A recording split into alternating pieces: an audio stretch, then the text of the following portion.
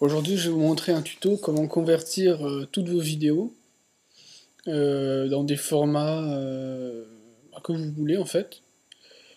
En HD, c'est souvent un logiciel qui est axé sur la HD. Donc aujourd'hui, je vais vous présenter nBreak, qui est disponible gratuitement sur Internet, compatible Mac, et donc qui est très performant. Alors, je vais vous montrer. Donc le logiciel, vous pouvez choisir la source. En appuyant sur source, vous choisissez la vidéo que vous voulez. Il analyse la vidéo et vous pouvez ensuite sélectionner les paramètres. Donc, par exemple, s'il s'agissait d'un DVD ou d'un MKV, vous aurez pu choisir plusieurs pistes de vidéo. Ici, je trouve que j'en ai qu'une, parce que c'est un MP4, une vidéo seule. Il a bien détecté la vidéo, elle fait bien 24 minutes. La destination, c'est là où je vais enregistrer le fichier. Donc vous pouvez changer, donc moi j'ai mis sur le bureau. Ensuite, ma vidéo elle est en MP4.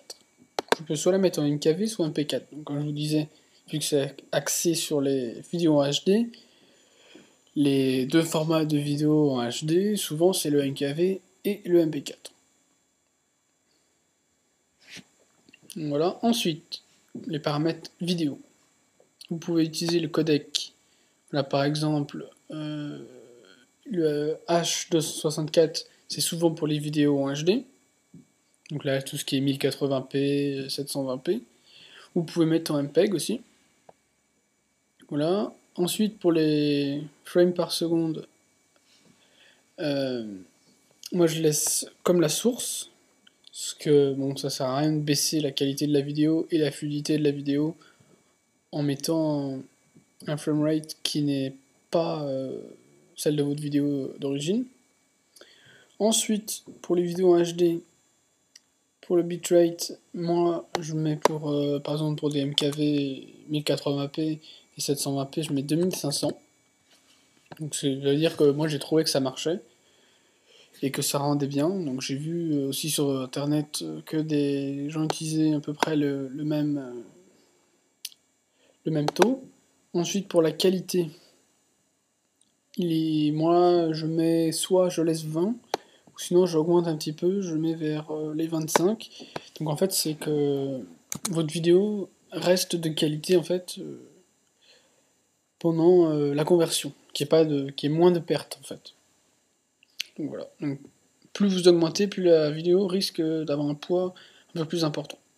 Donc en faisant ça, ça n'a pas d'impact majeur, mais ça garde une qualité parfaite. Voilà. Donc ici, vous pouvez commencer la conversion, ajouter plusieurs fichiers à convertir et les faire à la suite.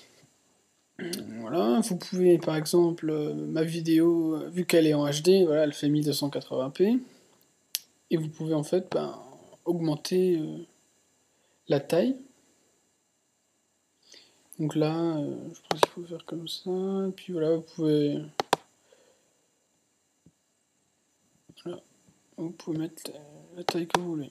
Mais bon, là, vu qu'elle est déjà en HD, je peux pas l'augmenter. Là, vous pouvez prévisualiser ce que vous allez faire pendant la conversion, voir où ça en est.